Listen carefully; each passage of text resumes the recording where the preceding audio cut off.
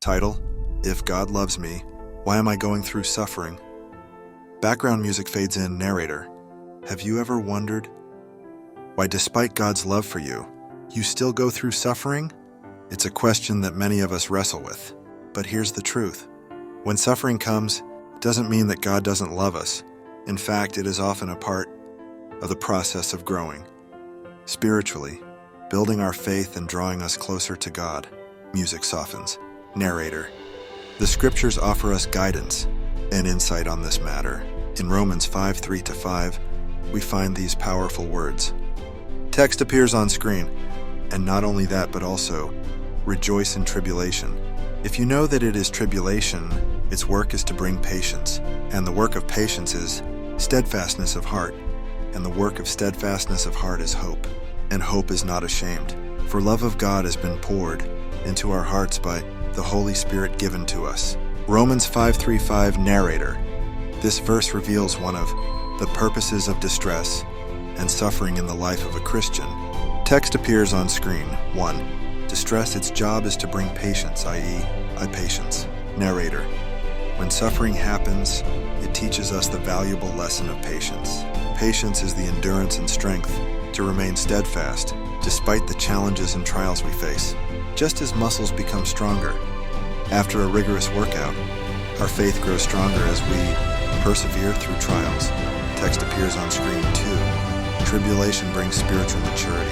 Narrator: Through suffering and trials, we have the opportunity to reach spiritual maturity. James 1:2-4 reminds us that when patience has its perfect work, we become complete, lacking nothing. It means that through suffering, we can grow and cultivate the spiritual maturity that God desires for us. Text appears on screen. 3. Distress brings stability of heart. Narrator: In Romans 5, the Apostle Paul explains that tribulation brings forth patience, and patience brings steadfastness of heart. This steadfastness is the inner strength and courage that comes from standing firm in our faith, even in the face of adversity. It empowers us to overcome life's challenges and forge a deeper connection with God. Narrator: It is crucial to remember that suffering and trials are not indications that God doesn't love us or has forgotten us. On the contrary, they are part of the process of spiritual growth, building the habits and beliefs that are vital to the Christian life. God uses suffering to teach us patience, to refine us, and to instill in us a steadfast hope that never disappoints. Music swells. Narrator: So when you find yourself in the midst of suffering, remember that God's love for you remains great and unchanging. Through the trials, you have an opportunity to deepen your relationship with Him, to grow spiritually, and to become stronger.